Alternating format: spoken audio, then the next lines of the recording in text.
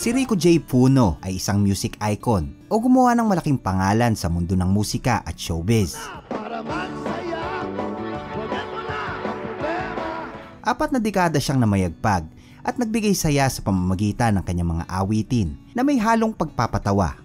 Tinagurian nga ito bilang the total entertainer at ang pinakaunang singer na nagpauso ng English-Tagalog song.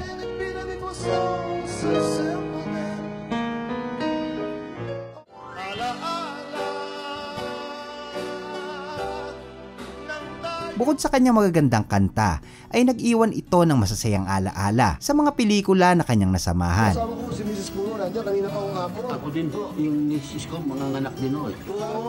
Labis na tumatak sa marami sa atin ang kanyang bansag na macho gwapito na maginoo pero medyo bastos. Si Rico ay lumaki sa hirap ng buhay, kaya naman sa murang edad ay natuto kaagad siyang magbanat ng buto.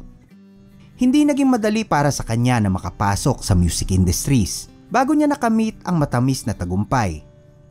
Sa video na ito ay kikilalanin natin ang nag-iisang Rico J. Puno. Ano nga ba ang mga pinagdaanan niya bago siya sumikat?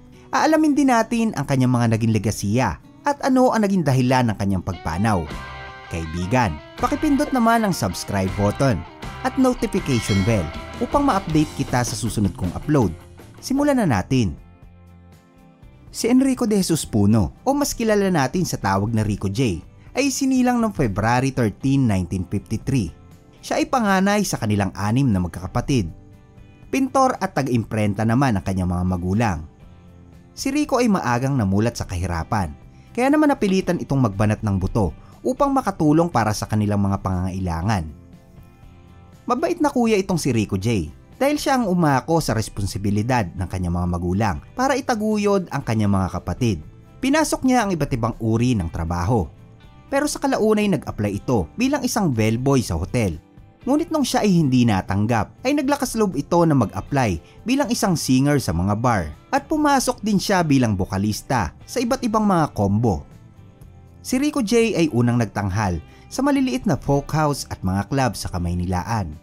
Siya ay naging lead singer ng bandang Spindle na nakilala noong 1970s. Ang madalas niyang kinakanta ay ang The Way We Were ni Barbara Streisand at nilalagyan nga niya ito ng narration na Taglish. Pero bakit gano'n ang panahon? Sino ba yung mahal mo? Pero ang isa sa kanyang pamatay na linyahan ay ang mga katagang namamasyal pa sa luneta nang walang pera.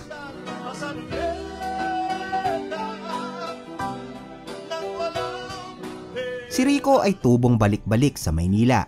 Bata pa lamang talaga ito ay mahilig na siyang kumanta. Ayon nga sa isa niyang kapatid, noong mga musmus pa sila ay nagagalit sila kay Rico dahil ang ingay-ingay nito sa tuwing siya ay kumakanta. Noong 1975 ay nang madiskubre si Rico J habang ito ay nagtatanghal sa Palazzi. Dito siya napanood ng Vicor Music at ng American vocal group na The Temptation.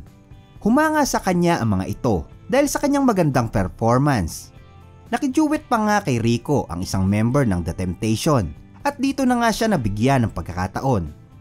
Pero kahit ganon ay hindi naging madali para kay Rico J ang kanyang pagsisimula bilang artist dahil nga hindi pa ito masyadong sikat. Kadalasan pa nga sa tuwing meron silang guesting ay namamasahero ito papunta sa studio. At pagkatapos ng show ay hihintay niyang mag-pack up ang lahat ng mga crew dahil makikisabay siya sa van ng sound system. Kasi nga noong mga panahon na yon ay madalas na wala siyang pamasahe pauwi sa kanilang bahay. Pero hindi nagtagal dahil sa ipinakita na kahusayan sa pagkanta at malakas na karisma nitong si Rico J ay naging matunog ang kanyang pangalan. Ang unang big hits ni Rico J ay ang cover song na The Way We Were. Si Rico din ang nagpasimula ng English-Tagalog song na lalong tinangkilik ng marami dito sa ating bansa. Dumami na rin ang kanyang mga konsyerto, hindi lamang dito sa atin, kundi pati na rin sa abroad. Si Rico J. Puno ay nakakuha ng parangal bilang Most Promising Entertainer at Entertainer of the Year noong mid-70s. Ang ilan sa mga pinasikat na kanta ni Rico J. Puno ay ang Kapalaran, Macho Guapito, May Bukas Pa, Lupa, at marami pang iba. Si Rico J ay nakapagtapos ng Bachelor of Arts degree sa Philippine School of Business Administration sa Maynila. Wala namang kamalay-malay ang kanyang lola na si Rico ay namamayagpag dahil ang hinahangaan pala nito na pangalang Rico J ay walang iba kundi ang kanyang apo. Kaya naman napaiyak ito sa tuwa nung malaman na ang tinitilian at hinahangaan ng marami ay si Rico J na kanyang apo. Sa pagsikat ni Rico ay marami siyang natulungan, lalo na ang kanyang mga kapatid. Pero hindi nga rin inakala ng mga ito na ang kanilang kuya pala ni si Rico ay ang magdadala sa kanila papunta sa magandang buhay. Pero ang mas lalo pang nagpaningning sa kanyang karera ay ang estilo nitong maginoo pero medyo bastos. Na talagang pagka nasa entablado na siya ay kuhang-kuha at napapatawa ni Rico ang maraming manonood. Kaya hindi nakapagtatakang pati sa comedy, pelikula, TV hosting ay bumida rin siya. Pinasok na rin ni Rico J ang pagninegosyo. Siya ang may-ari ng karaoke bar na Corex na matatagpuan sa Vito Cruz Extension sa Makati. Nagtayo din siya ng isang trucking business. Nagkaroon naman si Rico ng isang pagtatanghal na tinawag na The Greatest Hits Concert kasama sina Haji Alejandro, Nonoy Zuniga, Ray Valera at Marco Sison. Noong 2017 ay binigyan ng parangal sa ASAP sa ABS-CBN itong si Rico bilang the total performer na isang pagpupugay sa kanyang malaking kontribusyon sa entertainment sa loob ng 4 na dekada.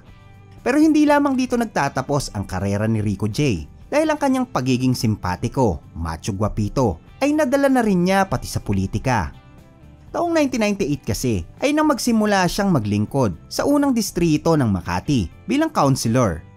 Tumagal ang kanyang panunungkulan ng 3 termino hanggang 2007. Noong 2010 ay muli siyang kumandidato bilang Vice Mayor ng Makati, ngunit hindi naman siya pinalad na manalo.